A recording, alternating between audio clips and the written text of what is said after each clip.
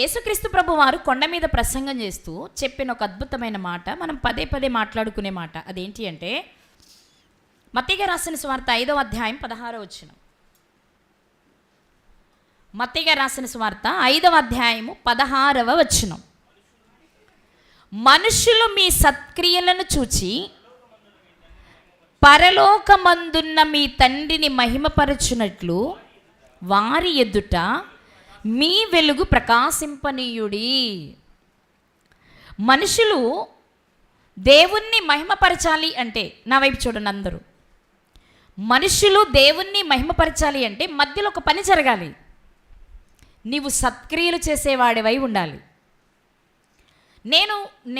నేనుగా దేవుణ్ణి మహిమపరచాలి అంటే ఆ మనస్సు నాకు ఎప్పుడు వస్తుంది అంటే నేను మంచి పని చేయాలి. నా మంచి పనిని చూసి మీ మంచి పని చేయడానికి కారణం ఏంటి? ఓకే, వాళ్ళ దేవుడు గొప్పవాడనమాట, వాళ్ళ దేవుడు మహిమాస్వరూపి అనమాట. అలాంటి మహిమ కలిగిన దేవునిని వీళ్ళని బట్టి, వీళ్ళు చేసిన పనిని బట్టి నేను కూడా స్తుతిస్తున్నా అనగలగాలి. దానియేలు గారి జీవితాన్ని చూసి ఆనాటి రాజులు దేవుణ్ణి మహిమపరిచారు.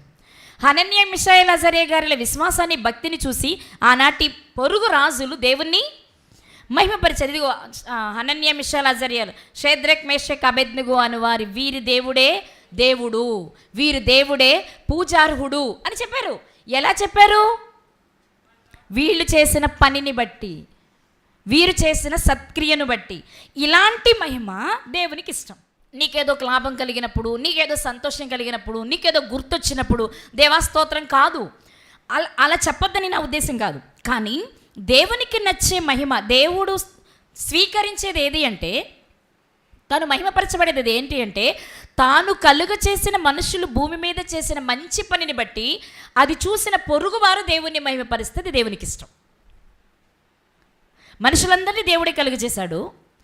ఇప్పుడు నన్ను చూసి రత్నమణి మంచిదండి, అబద్ధం ఆడదు, ఉన్నదేదో మాట్లాడద్ది, మిగిలిన విషయాలన్నీ ఇదివరకు ఎలా ఉన్నా దేవుని తెలుసుకున్న తర్వాత బాగుందండి అని ఒక మనిషి సాటి మనిషి ఎదుటి మనిషి చెప్పగలిగితే దేవుడు అమ్మయ్య నేను రక్షించినందుకు నా కుమార్తె వల్ల నాకు బాగానే మంచి పేరు వచ్చింది అని సంతోషపడతారన్నమాట. అలాంటి చరిత్ర కలిగిన వారు బైబిల్ గ్రంథంలో చాలామంది ఉన్నారు. కానీ ఈరోజు మరొక వ్యక్తిని మీకు జ్ఞాపకం చేస్తాను నేను. ఓకేనా, చూద్దామా? బైబిల్ గ్రంథంలో సమాజ మందిరపు అధికారులు అనేవాళ్ళు కొందరు కనిపిస్తారు మనకి బైబిల్ గ్రంథంలో. సమాజ మందిరపు అధికారులు అంటే, సమాజ మందిరాలు, యూదులకు సమాజ మందిరాలు ఉండేవి. అంటే దేవాలయం, యెరూషలేము దేవాలయం ఉండేది.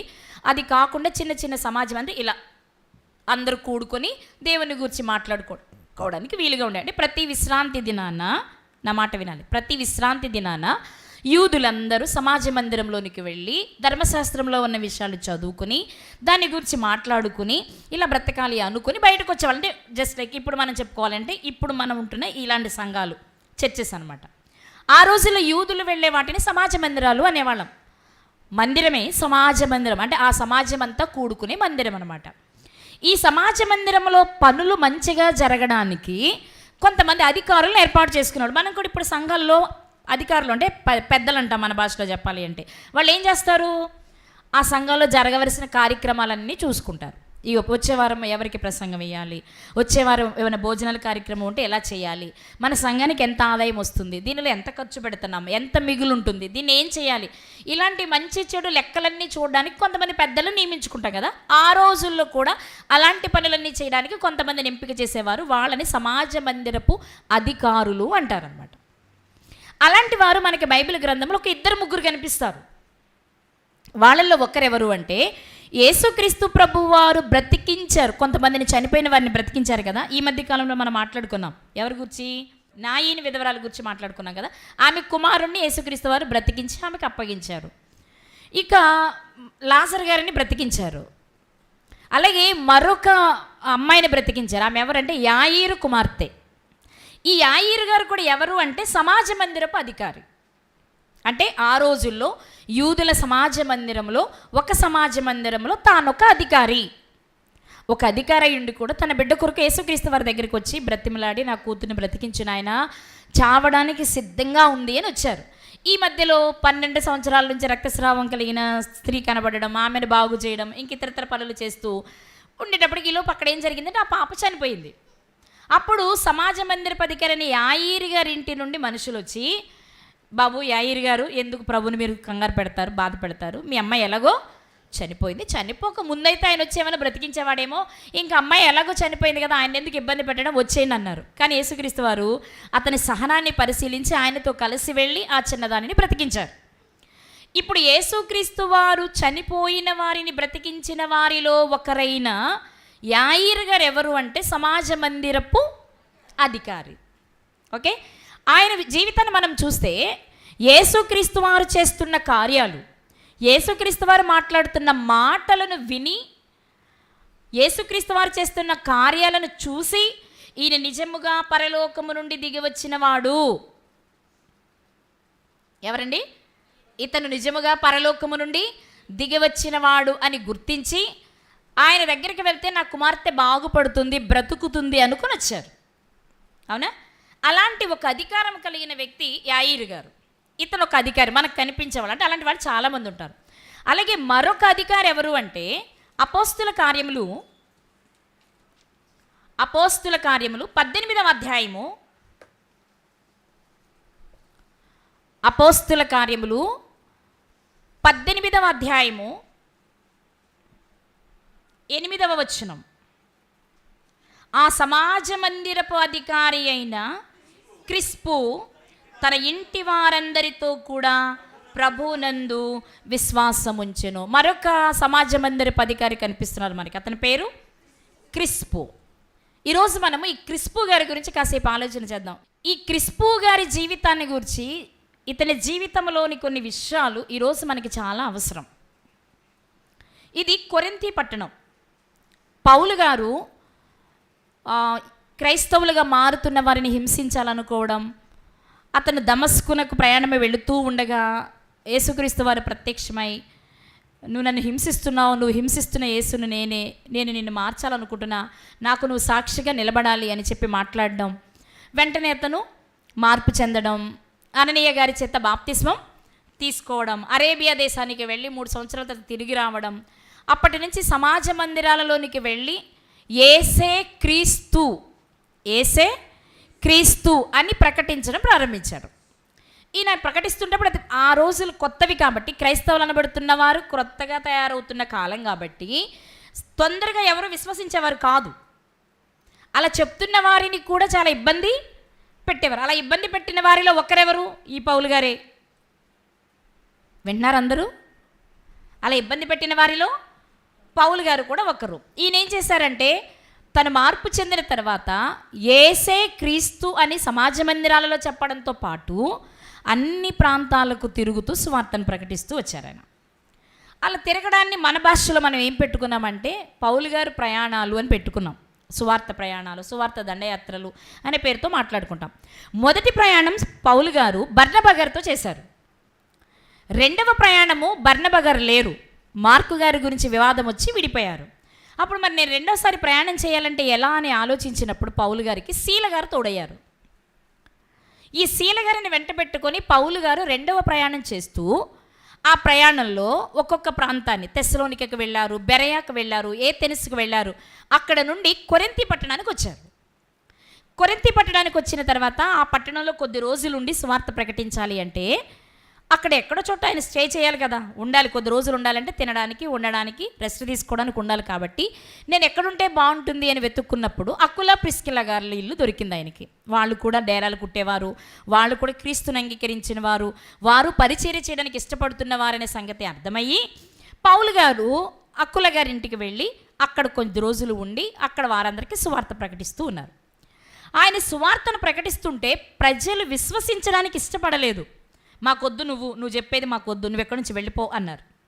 అప్పుడు పౌలు గారు ఏం చేశారంటే, ఇక్కడ నేను ఉండడం వలన ప్రయోజనం ఏం లేదు, నేను ఎంత చెప్పినా మీకు అర్థం కావట్లేదు కాబట్టి, మీరు వినడానికి అసలు ఇష్టపడట్లేదు కాబట్టి, ఇప్పటి వరకు యూదా సంప్రదాయ ప్రకారం ధర్మశాస్త్రాన్ని మీరు పాటిస్తూ వచ్చారు, కానీ ఏ ధర్మశాస్త్రాన్ని మీరు పాటిస్తున్నారో ఆ ధర్మశాస్త్రాన్ని నెరవేర్చిన వ్యక్తి యేసుక్రీస్తు. ఆ నెరవేర్చిన వ్యక్తిని గురించి నేను ఇప్పుడు చెప్తున్నాను. ఇది మీరు అంగీకరించడానికి ఇష్టపడట్లేదు కాబట్టి మీ నాశనానికి మీరే ఉత్తరవాదులు అనుకుని నేను ఇక్కడ నుంచి అన్యుల ఇంటికి వెళ్ళిపోతున్నాను అని చెప్పి అక్కడి నుంచి బయలుదేరి ఒక వ్యక్తి ఇంటికి వెళ్ళారు. అదేంటో ఇప్పుడు మనం చూద్దాం. అంటే ఎంత చదివినా మీకు అర్థం కాదు కాబట్టి నేను స్టోరీలా చెప్పాను. ఓకే, ఇప్పుడు చూద్దాం. అపోస్తుల కార్యములు 18వ అధ్యాయము 5వ వచనం. అపోస్తుల కార్యములు 18వ అధ్యాయం 5 నుండి చూద్దాం. సీలయు తిమోతియు మాసిదోనియా నుండి వచ్చినప్పుడు, ఇక్కడ ఏం జరిగిందంటే బెరయాకు వెళ్ళి సువార్తను ప్రకటించినప్పుడు సీల గారు తిమోతి గారు బెరయాలో ఆగిపోయారు. పౌలు గారు ఏథెన్స్కి వెళ్ళారు. అక్కడి నుంచి కొరింథీకి వచ్చారు. ఈయన ఏథెన్స్లో చూసుకొని కొరింథీకి వచ్చేటప్పటికి సీల గారు తిమోతి గారు కూడా వచ్చారు. అప్పుడు ఏం జరిగింది అంటే పౌలు వాక్యము బోధించుటయందు ఆతురత గలవాడై యేసే క్రీస్తని యూదులకు దృఢముగా సాక్ష్యమిచ్చుచుండెను. ఆ రోజుల్లో యూదులు యేసు వేరు క్రీస్తు వేరు అనే దానిలో ఉన్నారు. యేసు ఒక ప్రవక్త, క్రీస్తు రావలసి ఉన్నవాడు, ఇంకా రాలేదు కాబట్టి ఆయన వేరు, వచ్చిన ఈయన వేరు అనే దానిలో ఉన్నారు. కానీ పౌలు గారు లేదురా బాబు, ఈ యేసే క్రీస్తు, మీరు నమ్మాల్సిందే ఈ విషయాన్ని. ఏ విషయాన్ని? మీరు ఏ క్రీస్తు కొరకు చూస్తున్నారో ఆ క్రీస్తే ఈ యేసు అనే సంగతి మీరు నమ్మాలి అని దానిని దృఢముగా ప్రకటిస్తూ వస్తున్నారు ఆయన. అలా ప్రకటిస్తుంటే ఏం జరిగింది? 6వ వచనంలో వారు ఎదురాడి దూషించినప్పుడు అతడు తన వస్త్రములు దులుపుకొని మీ నాశనమునకు మీరే ఉత్తరవాదులు. నేనేం చేయలేను, మరి ధర్మశాస్త్రాన్ని క్షుణ్ణంగా నిష్ఠాగరిష్టగా మంచి పేరు ఘనత వహించిన గమలీయేలు గారి పాదాల దగ్గర కూర్చొని నేర్చుకున్న నేనే ఈరోజు నేను గ్రహించి చెప్తున్న మాట ఏంటంటే యేసే క్రీస్తు. కానీ మీరేమంటున్నారు? కాదు కాదు మేము నమ్మమంటున్నారు కాబట్టి ఇక మీ ఇష్టం, మీ కర్మ, మీ నాశనానికి మిమ్మల్ని వదిలేస్తున్నాను, మీ బాధలు మీరు పడండి అని ఆయన అక్కడి నుంచి వెళ్ళిపోయే ప్రయత్నం చేస్తున్నారు. ఆ చెప్పేటప్పుడు ఆయన ఏం చెప్పారంటే ఇక మీదట మీ నాశనమునకు మీరే ఉత్తరవాదులు, నేను నిర్దోషిని. నేనెవరిని? నేను నిర్దోషిని. ఇక మీదట అన్యజనుల యొద్దకు పోదుమని వారితో చెప్పి, ఎక్కడికి పోదుమని అంటే అప్పటి వరకు ఎక్కడున్నారు ఆయన? యూదుల దగ్గర ఉన్నారు. యూదుల దగ్గర చెప్పారు. ఇప్పుడు యూదులే ఆయన మాట వినట్లేదు. నిన్నటి వరకు నువ్వు తిట్టావు, ఇప్పుడు వచ్చి నువ్వు పెద్ద చెప్తే మేము వింటామా? మా దృష్టిలో నువ్వు నిన్న చేసిందే మేము ఇవాళ చేస్తాం కాబట్టి నీ మాట మేము వినం, నువ్వు ఎక్కడి నుంచి పో అని దూషించి ఎదురాడి ఆయన నెట్టేస్తుంటే పౌలు గారు చెప్పిన మాట ఏంటి అంటే మీ కర్మ, లేఖనాలలో ఉన్న విషయాన్ని ఎత్తి మీకు దృష్టాంతాలుగా చూపిస్తున్నా మీకు అర్థం కావట్లేదు కాబట్టి నేను చేయగలిగేది ఏమీ లేదు. ఇక మిమ్మల్ని వదిలిపెట్టి నేను అన్నిళ్ళ మధ్యకి పోతా. ఎందుకంటే వాళ్ళైనా చెప్పింది కాస్త వాళ్ళకి తెలియదు కాబట్టి వింటారు. అవునే కదా? నిజం చెప్పండి. తెలియని వాళ్ళు చక్కగా వింటారు, తెలిసిన వాళ్ళకే చెప్పలేం మనం. ఎందుకని? నాకంతా తెలుసు అనే దానిలో ఉంటారు కాబట్టి. నాకంతా తెలుసు, మా తాతకు తెలుసు, మా ముత్తాతకు తెలుసు, వాళ్ళ ముత్తాతకు కూడా తెలుసు, ఇంకా నువ్వు వచ్చి కొత్తగా నాకు చెప్పేదేంటి? కాబట్టి మాకు వద్దంటారు. అదే తెలియనివాడు ఏమనండి అది మేము ఎప్పుడు వినలేదండి, ఒకసారి చెప్పండి. అవునా, అలా జరిగిందా, నిజమా అంటారు. ఎందుకని? తెలియదు కాబట్టి. అందుకు పౌలు గారు ఏమన్నారంటే ఇక నేను మీకు చెప్పను, నేను ఎంత చెప్పినా మీరు ఎదురు తిరిగి దూషించి ఇంకా దేవుని దృష్టిలో చెడ్డవారైపోతున్నారు కాబట్టి నేను అన్ని దగ్గరికి వెళ్ళిపోతానని చెప్పి ఒక ఇంటికి వచ్చారు. ఏ ఇంటికి వచ్చారు? అక్కడ నుండి వెళ్ళి 7వ వచనాన్ని చదువుకుంటున్నాం మనం. అక్కడ నుండి వెళ్ళి దేవుని యందు భక్తి గల తీతియు యూస్తు అని ఒకని ఇంటికి వచ్చెను. పౌలు గారు ఏం చేశారంటే సమాజ మందిరంలోకి వెళ్ళి బోధ చేశారు. వాళ్ళు మాకు వద్దు, నువ్వు ఎక్కడి నుంచి పొమ్మన్నారు. సరే, ఇప్పుడు నేను ఎక్కడికి వెళ్తున్నాను? ఎవరి దగ్గరికి వెళ్ళాలనుకుంటున్నాను? అన్ని జనుల దగ్గరికి వెళ్ళాలనుకుంటున్నానని ఒక వ్యక్తి ఇంటికి వచ్చారు. అంటే ఇప్పుడు ఆ వ్యక్తి ఎవరై ఉండాలి? ఒక అన్యుడై ఉండాలి. అవునా? కానీ అన్యుడే అయినా భక్తి కలిగిన వాడు. అన్యుడే అంటే ఏంటి? అంతకుముందు తన కుటుంబీకులు, తన తండ్రి, తన పితరుల ఇంటి వారు, దేవుని తెలిసిన వారు కాదు, ఒక అన్యుడు. కానీ సమాజంలో జరుగుతున్న మార్పులు, యేసుక్రీస్తు వారు వచ్చి చేసి వెళ్ళిన బోధ, అపోస్తులు చేస్తున్న బోధ వింటూ ఉండగా అతనికి తెలుస్తుంది ఏమని అంటే నేను ఆచరించేది కాదు కానీ వాళ్ళు చెప్పేది ఏదో కొంచెం రైట్ అనిపిస్తుంది, ఒక చెవిని పెట్టుకోవాలి, నేను ఈ మాట వినాలి, ఆలోచించాలి అనుకున్న వ్యక్తి అనమాట. ఫర్ ఎగ్జాంపుల్ కొర్నేలి గారి లాంటి వాడు ఇతను. కొర్నేలి గారు ఎవరు? కొర్నేలి గారు ఎవరండి? అన్యుడే. కానీ భక్తి కలిగిన వాడు ఒక అధికారి. అతనిలోని భక్తిని మెచ్చి నువ్వు నేర్చుకోవలసినవి ఇంకా కొన్ని సంగతులు ఉన్నాయి కాబట్టి పేతురు గారిని పిలిపించుకోమన్నారు. ఆయన వచ్చి విషయాలన్నీ చెప్పిన తర్వాత బాప్తీసం తీసుకున్నాడు. బాప్తీస్మం తీసుకోలేదు ఇంకా, కానీ దేవుని గురించి తెలిసి ఉన్నదానిలో భయం కలిగిన బ్రతికిన వ్యక్తి కొర్నేలి గారు. అలాంటి వాడే ఈ తీతియు యూస్తు కూడా. ఇతను ఒక అన్యుడు కానీ భక్తి కలిగిన వాడు. భక్తి అంటే మనకు తెలుసుగా, భయము. భక్తి అంటే ఏంటి? దేవుడంటే భయము భక్తి ఉండాలి. ఆ భక్తి కలిగిన వ్యక్తి ఏం చేస్తాడు అంటే మనకి యాకోబు పత్రిక చెప్పేది, నోరు మూసుకొని ఉంటాడు. అంటే వాడుక భాషలో చెప్పాలంటే ఏది పడితే అది వాగడం. ఏదైనా వాగుతున్నప్పుడు మాట్లాడుతున్నప్పుడు ఉండే భయం ఏంటంటే ఈ మాట ఒకవేళ దేవునికి వ్యతిరేకమైతే నేను ఎక్కడ నాశనానికి వెళ్ళిపోతాను అని ఆచితూచి మాట్లాడతాడు భయభక్తులు కలిగిన వాడు. ఎందుకంటే అతనికి తెలుసు ఏమని, జీవమరణములు నాలుక వశములో ఉన్నాయి కాబట్టి అగ్ని లాంటి ఈ నాలికకు అదుపు లేకుండా నేను మాట్లాడితే తీరని నష్టాన్ని నేను కొని తెచ్చుకుంటాననే సంగతి భక్తి కలిగిన వాడికి తెలుసు. అందుకనే భక్తి కలిగిన వాడు చేసే మొట్టమొదటి పని అంటే ఫస్ట్ నోటికి తాళం వేసుకుంటాడు. తాళం వేయలేదు అంటే ఇంకా భక్తి కానీ భయము కానీ మనలోనికి వచ్చినట్లు కాదు. అంటే ఈజీ. దీనికి మన పెద్ద డిక్షనరీలు చూసి దానిలోని డెఫినేషన్స్ చూసి చెప్పుకోవసరంలా, మనకే అర్థమైపోద్ది ఈజీ. ఏంటి వీళ్ళు బాప్తీసం తీసుకున్నానంటున్నారు, రక్షింపబడ్డానంటున్నారు, నోరేంటి అదుపు లేదు అంటే అర్థమైపోవాలి మనకేమని, పేరుకు మాత్రమే బాప్తీస్మం కానీ ఇంకా నోటికి తాళం అంటే భక్తి. ఇంకా భక్తి లేదంటే ఆటోమేటిక్గా ఏముండదు, భయము ఉండదు. భయభక్తులు లేని వాళ్ళు ఏమంటారు, జ్ఞాననరు అంటారు. అర్థమైపోద్ది అనమాట. కానీ ఇక్కడ విషయం ఏంటి అంటే తీతియు యూస్తు అనబడే ఈ వ్యక్తి అన్యుడైనప్పటికీ భక్తి కలిగిన వాడట.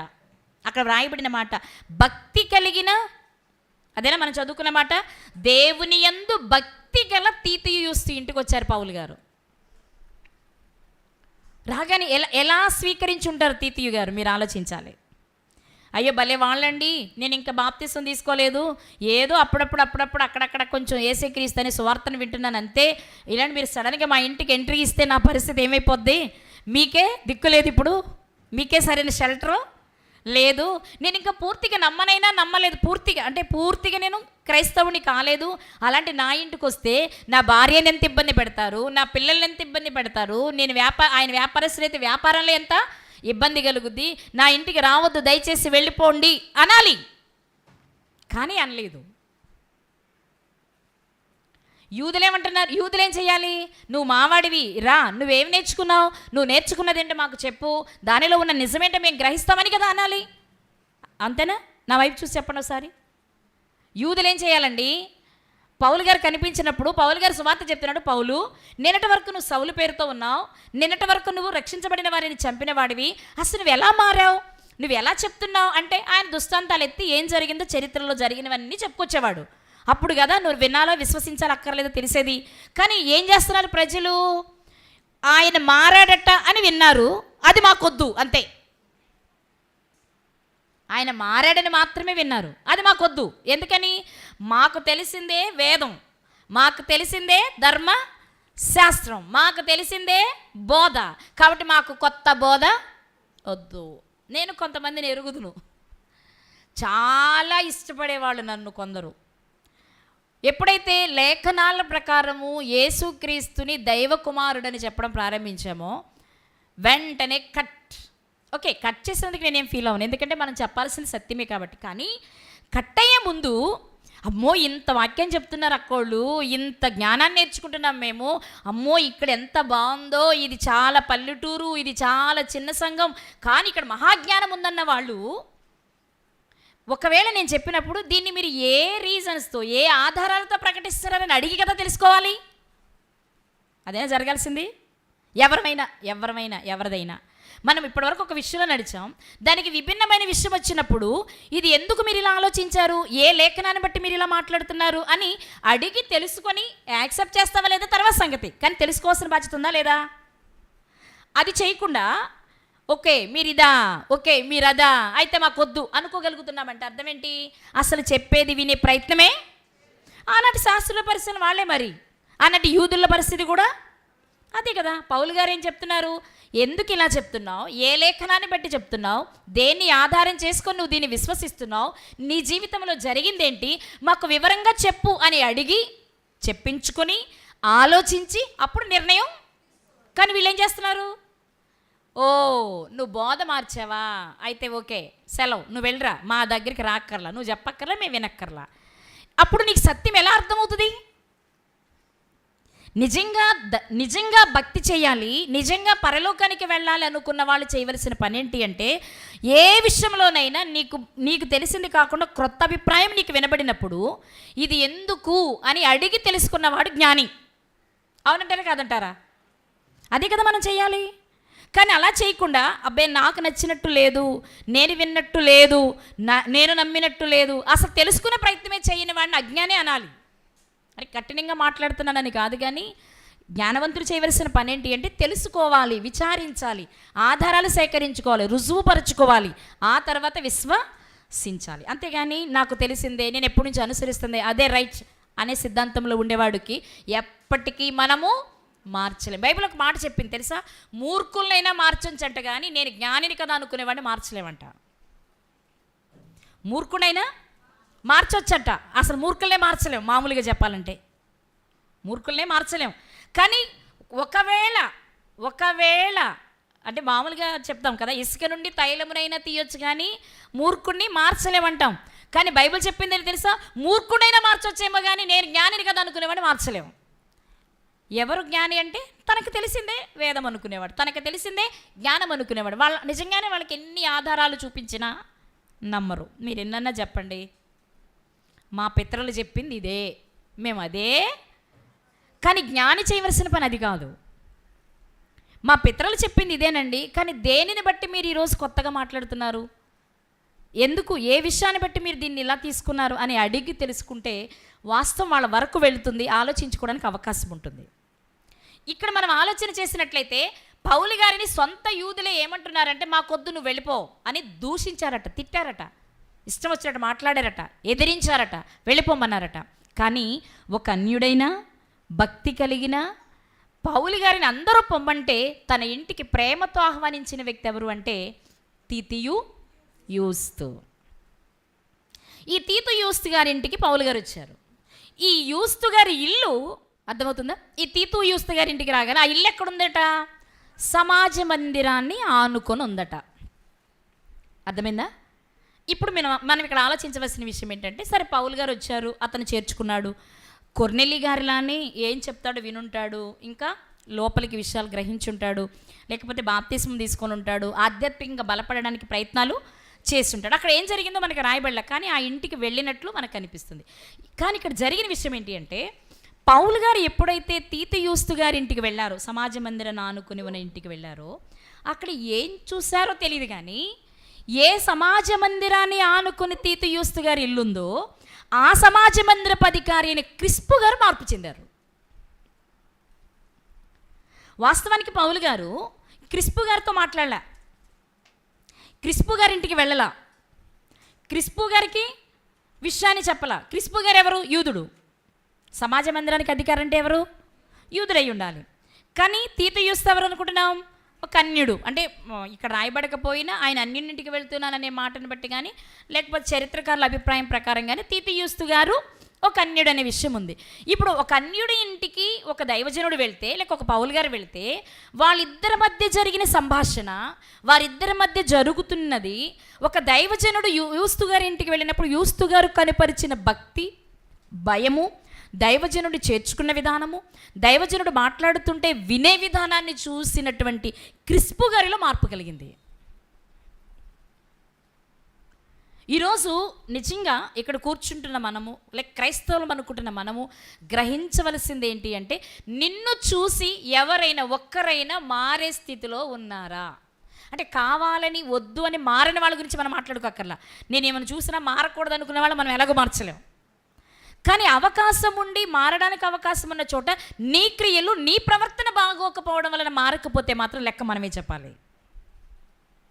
ఈరోజు ఇక్కడ మనం ఆలోచిస్తే సమాజ మందిరపు అధికారి క్రిస్పు, మరి వీళ్ళిద్దరు మాట్లాడుకుంటుంటే చూశాడో, లేకపోతే ఆ విషయం ఆ నోట ఈ నోట వెళ్ళి విన్నాడో మనకు తెలియదు. కానీ క్రిస్పు గారికి పౌలు గారు అక్కడికి వెళ్ళినప్పుడు తీతుయు గారు పౌలు గారిని చేర్చుకున్న విధానము కానీ, అతన్ని గౌరవించే విధానము కానీ, ప్రేమించే విధానము కానీ, నేర్చుకునే విధానం కానీ చూసిన వెంటనే, విన్న వెంటనే క్రిస్పు గారికి ఏమనిపించిందంటే, నేను తప్పకుండా ఇప్పుడు నేను క్రైస్తవుడిగా మారాలి. ఎందుకంటే ఒక అన్యుడు ఇంత భక్తిని కనపరుస్తుంటే ఒక యూదునిగా నేను ఆలోచించాలి కదా, అవునా? ఇప్పుడు మనం చెప్పొచ్చు, మనం మొదట చదువుకున్న మత్తయి సువార్త 5:16 చదువుకున్న మాట, మనుషులు మీ సత్క్రియలను చూచి పరలోకమందున్న మీ తండ్రిని మహిమపరచాలి. తీతుయు యూస్తును చూసి క్రిస్పు దేవుణ్ణి మహిమపరిచాడు. అరే, ఒక అన్యుడు ఇంత బాగుంటే నేను ఉండొద్దు? ఒక అన్యుడు ఇంత బాగుంటే నేను ఎలా ఉండాలి? ఇంకా బాగుండాలి కదా. పైగా నేను ఎవరిని? సమాజ మందిరపు అధికారిని. నాలాంటి ఒక అధికారి మార్పు చెందితే నా కింద ఉన్న వాళ్ళు 100 మంది మారుతారు, అవునా? నేను మారితే నా వెనుకున్న వాళ్ళు, నా సేవకులు, నా పనివారు, నా బంధువులు 100 మంది మారడానికి అవకాశం ఉంది. అయినా మారకపోవడానికి ఏముంది ఇక్కడ? చూడు, ఒక అన్యుడు ఎంత బాగున్నాడో, ఎంత భక్తి చేస్తున్నాడో. నేనేమో సమాజ మందిరానికి అధికారిని కదా అని హెచ్చించుకుంటున్నా, వాడేమో నేను ఒక అన్యుడి కదా అని తగ్గించుకుంటున్నాడు. కానీ వాడు దేవుని దృష్టిలో గొప్పగా ఉన్నాడు. నేను లేను, కానీ ఇప్పుడు నేను మారాలి. నేను ఇప్పుడు మారాలి. క్రిస్పు అంటే ఉంగరాల జుట్టువాడు అని అర్థమట. బహుశా మరి ఆయన హెయిర్ కర్లీ హెయిర్ ఏమో. ఆ రోజుల్లో ఏదో ఒక లక్షణాన్ని బట్టి పేర్లు పెడుతూ ఉండేవారు కదా. కాబట్టి మరి అలాంటి జుట్టేమో అయింది, అందంగా ఉండేదేమో ఆ జుట్టు. నేను అనుకోడు కర్లీ హెయిర్ అని చాలామందికి బాగుంటుంది. నా అభిప్రాయం ఏంటంటే అతను ఒక అందగాడు అయి ఉంటాడు, అధికారి అయి ఉంటాడు. కానీ అన్నిటికీ మించి ఆయనలో ఉన్న ఒక మంచి లక్షణం ఏంటి అంటే, ప్రక్కనే ఉన్న ఒక అన్యుడిని చూసి తనను తాను సరిచేసుకున్న గుణం. ఆయన చూసి నేను నేర్చుకునేదేంటి? వాడిని చూసి నేను నేర్చుకునేదేంటి? చెప్పండి. యూదులందరూ పొమ్మంటే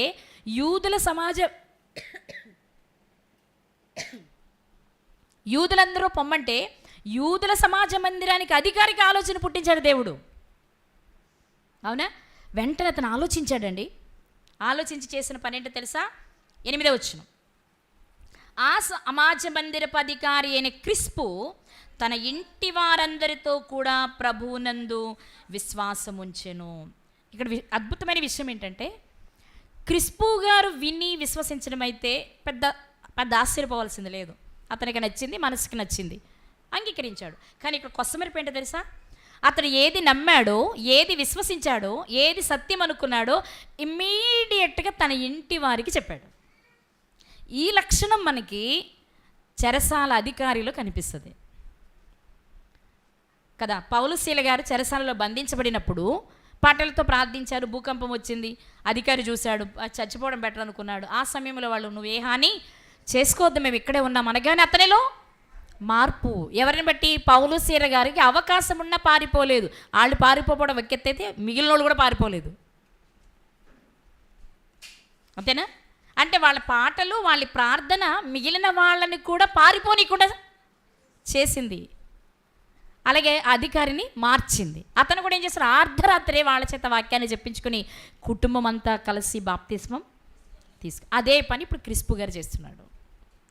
అంటే అధికారం అనే కాదు, ఒక పురుషుడు కుటుంబానికి యజమాని. అతను ఏది సత్యమని విశ్వసిస్తాడో కుటుంబాన్ని దానిలోనికి తేగలిగితేనే నిజమైన యజమాని. తినడానికి పెట్టడము, బట్టలు కొనడము, స్కూల్కి ఫీజులు కట్టడము, వయసు వస్తే పెళ్లి చేయడము, ఇవి యజమాని చేసే పనులు అనేవి లోక సంబంధమైనవి. ఇవి చేయకపోయినా పర్వాలేదేమో, కానీ కుటుంబాన్ని దేవునిలో నడపడం అనే పని అసలైన యజమాని తప్పకుండా చేయాలి. ఆ పని క్రిస్పు గారు చేస్తున్నాడు. వాస్తవానికి క్రిస్పు గారు చేసే పరిస్థితి కాదు, ఎందుకని యూదులంతా ఒకటైపోయారు. ఇప్పుడు అతను క్రీస్తుని విశ్వసిస్తే అధికారిగా ఉండకుండా పీకేస్తారు. 2, అతనికి వ్యతిరేకంగా తిరుగుబాటు చేస్తారు. పౌలు గారి మీద ఎదురు తిరిగిన వాళ్ళే ఈయన మీద కూడా తిరుగుబాటు చేస్తారు. అతనికే సరి అయిన ప్రొటెక్షన్ లేదు అనుకుంటున్న సమయంలో క్రిస్పు గారు తన కుటుంబం అంతటితో కలిసి దేవుని యందు విశ్వాసం ఉంచటం అనేది చిన్న విషయం కాదు. అతను అంతలా విశ్వసించడానికి కారణం తీతుయు యూస్తు యొక్క భక్తి జీవితం క్రిస్పు గారిలో మార్పును తెచ్చింది. క్రిస్పు గారిలో మాత్రమే మార్పు వచ్చింది అనుకుంటే కాదు, క్రిస్పు గారిలో ఎప్పుడు మార్పు వచ్చిందో వెంటనే తన కుటుంబాన్ని కదా, మనం తిమోతి గారికి రాసిన మొదటి పత్రికలో చదువుకుంటాం కదా, 5:8 ఏం చదువుతాం? ఎవడైనను తన స్వకీయులను విశేషముగా తన ఇంటి వారిని సంరక్షింపకపోయిన ఎడల అతడు విశ్వాస త్యాగము చేసిన వాడే అవిశ్వాసి కన్నా చెడ్డవాడగును. ఇప్పుడు నేను అవిశ్వాసిగా ఉండాలనుకోవట్లేదు, నా కుటుంబాన్ని రక్షించుకోవాలనుకుంటున్నాను.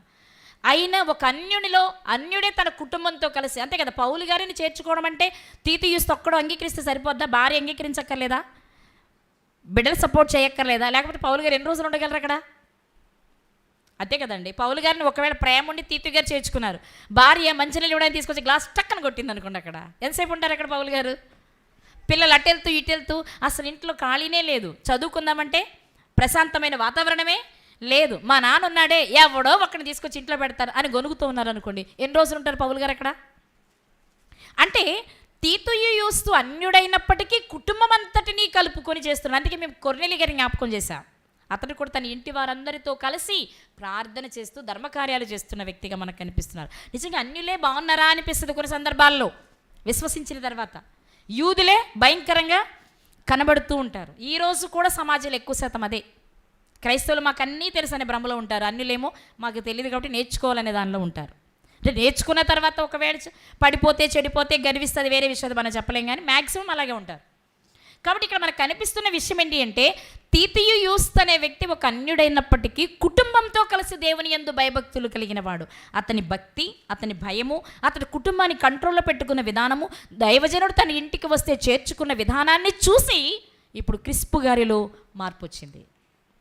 మరి మారిన వాడేమన్నా, నా వరకు విన్నానయ్యా, నాకెందుకు, నా ఆత్మ గురించి నేను కాపాడుకుంటాను, నా భార్య వింటే వెంటనే బాగుపడద్దు, లేకపోతే లేదు నాకెందుకు అనుకున్నాడా? కుటుంబంతో కలిసి దేవుణ్ణి ఆరాధించడానికి ఇష్టపడుతున్నాడు, కుటుంబంతో కలిసి విశ్వసిస్తున్నాడు. ఇంకొక స్మరిపి చెప్పన, అతని కుటుంబమే కదా అక్కడ రాయబడిన మాట, తన ఇంటి వారందరితో కూడా ప్రభువునందు విశ్వాసం ఉంచెను, మరియు కొరింథీలలో అనేకులు విని విశ్వసించి బాప్తిస్మము పొంది. నేను ముందే చెప్పా, ఒక అధికారి మారితే చాలామంది మారడానికి అవకాశం ఉంటుంది.